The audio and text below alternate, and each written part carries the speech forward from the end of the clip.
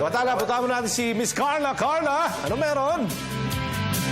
Aljo, kasama natin ngayon ang ating performer ngayong umaga, ang Of Course. Hi guys! Kaway naman kayo, hi! Oo, siguro kwentuhan mo kami about yung kanta na ginawa nyo for this show dito sa Telebisyon ng Bayan. Yun ba yung kinanta nyo kanina? Yung kinanta namin, bale actually, kinompose siya ng aming band leader, si Dexter. Wow! Hi! Yes. Bali, hinugot niya mula sa business daw. Okay. Yes, this is a business show for young generations kasi. So, For more on mga young puro hugot siya. entrepreneurs. Yes. Okay. Ayan, napakaganda. O sige, bukod sa ginawa ninyong kanta, siguro, ano ba yung mga kanta na meron kayo o mga ginagawa ninyong kanta? I believe na alternative rock yung genre, tama? Yes, yes. Talagang pwede to. Talagang swak na swak, patok na patok to para sa mga kabataan. Bukod doon sa kinanta ninyo, ano-ano pa meron? We have our original compositions. Dadalhin, Dapit Hapon, Just ang Dahilan sa kabila na lahat. Hopefully, sana marinig din ng mas marami pang tao. Oo, so may album na ba? Wala pa eh.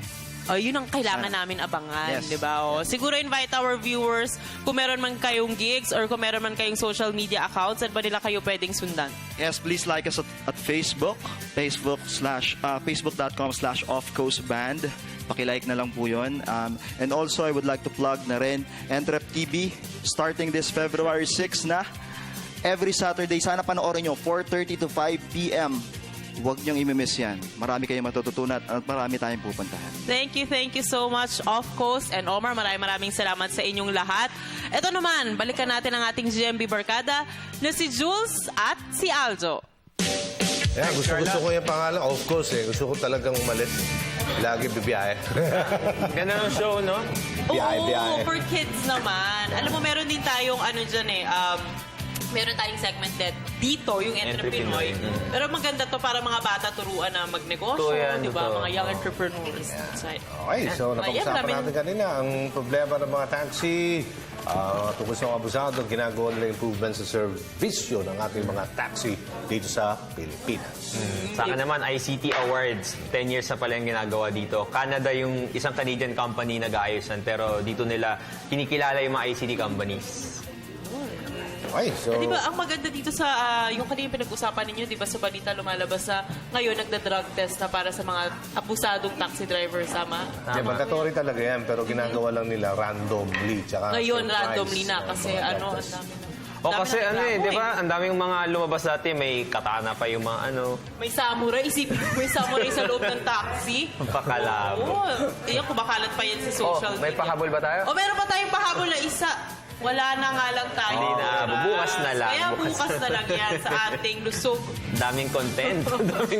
O bukas na tayo. O bukas na yan sa Lusog-Lusog Tuesday. Pero mga boss, sana marami kayong natutunan ngayong umaga sa aming Monday. Ako po si Carla Paderna. Ako po si Aljo Bendio. Dagang kay salamat, Dalago ng Diyos. Maraming salamat, Doc MJ ng Zen Institute, Dr. Jesus Fajardo, and Boy at Fajardo. Thank you! Maraming salamat mga boss. Ako naman si Jules Giang. Kaya sama-sama pa rin tayo bukas sa parehong oras at sabay-sabay namin kayo babatiin ng Good morning, boss! Ito naman, let us all welcome, Of Course! Sabayok!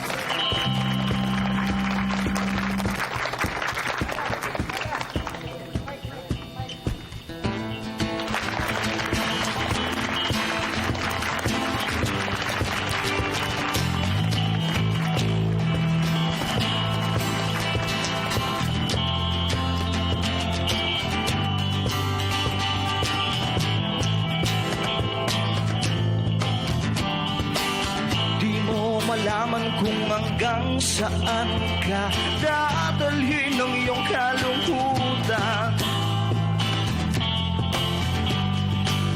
Nakalimutan mo na na ako'y narito kung di lang dahil sa'yo. Oh, oh, oh. Harapin mo na ang katotohanan na hindi mo na maibabalik ang nakaraan. Hawak ko ang kasalukuyan. Lalayo na ba?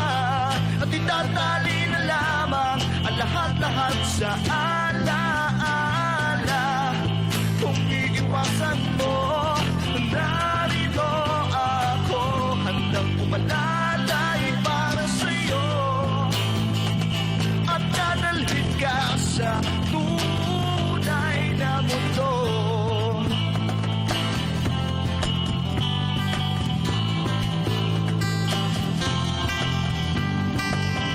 Sagad sa galit ang nararamdaman ng iyong pusong sawa ng magmahal.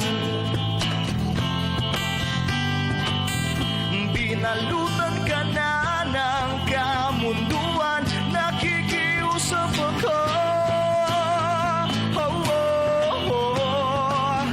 Harapin mo na ang katotohanan na hindi mo na maibabalik ang nakaraan. Hawak mo ang kasalukuyan.